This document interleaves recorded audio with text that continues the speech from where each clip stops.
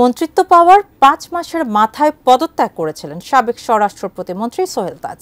তারপর থেকে কখনো আলোচনায় আবার কখনো অন্ধকারে হারিয়ে গেছেন তিনি। 6 আগস্ট হাসিনা পালিয়ে যাওয়ার পর ফের আলোচনায় তিনি।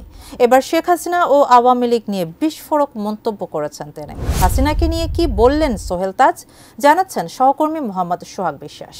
উনি যখন ক্ষমতায় থাকেন উনি একরকম, ক্ষমতার বাইরে থাকলে ওনাকে অন্যরকম। She betrayed me, she betrayed the party, Awami League, and she betrayed Bangladesh. বাংলাদেশের প্রথম প্রধানমন্ত্রী তাজউদ্দিন আহমেদ, কিন্তু আওয়ামী লীগ সর্বদাই তার অবদানকে অন্ধকারে রাখতে চেয়েছে। তৎকালীন সময়ে তাজউদ্দিনকে সরিয়ে প্রধানমন্ত্রী হয়েছিলেন শেখ মুজিব। তবুও আওয়ামী লীগের সাথে বেইমানি করেনি এই জাতীয় নেতা, কিন্তু তার পরিবারকে কোণঠাসা করে রাখা হয়েছিল বারবার। তাজউদ্দিনের ছেলে সোহেল তাজকে একসময় স্বরাষ্ট্র প্রতিমন্ত্রীর দায়িত্ব দেয়া হলেও ক্ষমতা ছিল না তার। এবার সেই মুজিব কন্যা শেখ হাসিনা ও আওয়ামী লীগ নিয়ে কথা বলেছেন সাবেক আওয়ামী লীগের এই প্রতিমন্ত্রী। তানজিম আহমেদ সোহেল তাজ বলেছেন, শেখ হাসিনা আমার সঙ্গে বিশ্বাসঘাতকতা করেছে, আওয়ামী লীগের সঙ্গে বিশ্বাসঘাতকতা করেছেন, বাংলাদেশের সঙ্গে বিশ্বাসঘাতকতা করেছেন। সোমবার প্রবাসী সাংবাদিক কনক সরোয়ারের ইউটিউব চ্যানেলে অংশ নিয়ে এক প্রশ্নের জবাবে এসব কথা বলেন তিনি। I felt completely betrayed. আমি ফিল করেছি, আমি আস্থা রেখেছিলাম আমাদের প্রধানমন্ত্রীর উপর। She betrayed me, she betrayed the party, Awami League, and she betrayed Bangladesh. দায়িত্ব নেয়ার 5 মাসের মাথায় কেন তিনি স্বরাষ্ট্র প্রতিমন্ত্রীর পদ থেকে পদত্যাগ করেছেন এমন প্রশ্নের জবাবে সোহেল তাজ বলেন, দায়িত্ব নেয়ার সময় আমি ইন্সপায়ার্ড ছিলাম যে বাংলাদেশে একটি গুণগত চেঞ্জ আসবে, একটা সিস্টেমেটিক চেঞ্জ আসবে। আমি সেই বিশ্বাস থেকে ইলেকশন করেছিলাম, প্রতিমন্ত্রীর দায়িত্ব নিয়েছিলাম।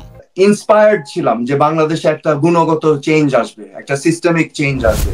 আমি সেই বিশ্বাস নিয়ে কিন্তু আমি ইলেকশন করেছিলাম এবং আমি প্রতিমন্ত্রীর দায়িত্ব নিয়েছিলাম। আমার অজান্তে অনেক ইনস্ট্রাকশন চলে যাচ্ছে। একটা উদাহরণ দেই, যেমন আমি স্বরাষ্ট্র প্রতিমন্ত্রী, আমি হঠাৎ একদিন দেখলাম আমার জেলা গাজীপুরের এসপি চেঞ্জ হয়ে গেছে। তা আপনি এখন চিন্তা করে দেখেন বিষয়টা। আমি স্বরাষ্ট্র প্রতিমন্ত্রী, আমার জেলার এসপি চেঞ্জ হয়ে গেছে, আমাকে বলা হয়নি। এবং এভাবে বিভিন্ন জায়গায় পরিবর্তন হচ্ছে, এই বদলি ট্রান্সফার সব হচ্ছে একটা অদৃশ্য জায়গা থেকে। তো এই সকল কিছু আমাকে ব্যথিত করেছে এবং আমি তখন রিয়েলাইজ করেছি যে এই অবস্থাতে আমি যদি থাকি, আমি অনেকের জন্য পথের বাধা হয়ে যাচ্ছি। এছাড়া 1 ঘন্টা 4 মিনিটের দীর্ঘ আলাপচারিতায় সোহেল তাজ বিডিআর বিদ্রোহের সময় তার ভূমিকার কথাও তুলে ধরেন। আপনি এই র্যাব সোয়াট টিমকে রেডি করেন, প্লাস পুরা এলাকা ঘেরাও করেন। তো উনি বললেন এটা তো বিশাল এলাকা। আমি বললাম প্রয়োজনে আপনারা আনসার বাহিনী ডাকেন, আনসার বাহিনী ডেকে সারাউন্ড। উনি বললেন ওরা তো গুলি করছে। আমি বললাম গুলি করছে, আপনার গুলির রেঞ্জের বাইরে সারাউন্ড করেন, কিন্তু মেসেজটা পৌঁছাতে হবে যে এখান থেকে পালাবার পথ নেই এবং প্রয়োজনে আপনারা আর্মি কল করতে হবে। তখন আমাকে আইজি সাহেব বললেন যে আমরা তো এই ধরনের কোনো নির্দেশনা পাইনি, তাছাড়া আমার সাথে এখানে মন্ত্রী মহোদয় আছেন। সো এটাই উনি ইঙ্গিত করছেন, আমি ধারণা করছি যে আমি স্বরাষ্ট্র প্রতিমন্ত্রী যেই সাজেশন দিচ্ছি বা ইনস্ট্রাকশন দিচ্ছি সেটা তিনি ফলো করতে পারবেন না, বিকজ ওখানে মন্ত্রী আছেন, স্বরাষ্ট্রমন্ত্রী আছেন। শুধু তাই নয়, আওয়ামী লীগকে নিষিদ্ধ করা প্রসঙ্গে সোহেল তাজ বলেছেন, আওয়ামী লীগ নিষিদ্ধ করতে হবে না, হত্যা, গুম, খুন, দুর্নীতির সঠিক বিচার হলে এমনিতেই আওয়ামী লীগের অস্তিত্ব ধ্বংস হয়ে যাবে। যে সকল গুম, হত্যাকাণ্ড, হত্যাযজ্ঞ হয়েছে, এগুলোর সবগুলোর বিচার করতে হবে। যেগুলোর বিচার হয়েছে দরকার হলে পুনর্তদন্ত করে আবার বিচার করতে হবে। সঠিক বিচারের মাধ্যমে আমাদের প্রতিষ্ঠা করতে হবে ন্যায় বিচার। দ্বিতীয়, এই জুলাই আগস্ট বিপ্লব বা গণ অভ্যুত্থানে যে সকল মানুষ নিহত হয়েছে, যাদেরকে নির্মমভাবে হত্যা করা হয়েছে, প্রত্যেকটা মানুষের হত্যাকাণ্ডের বিচার করতে হবে।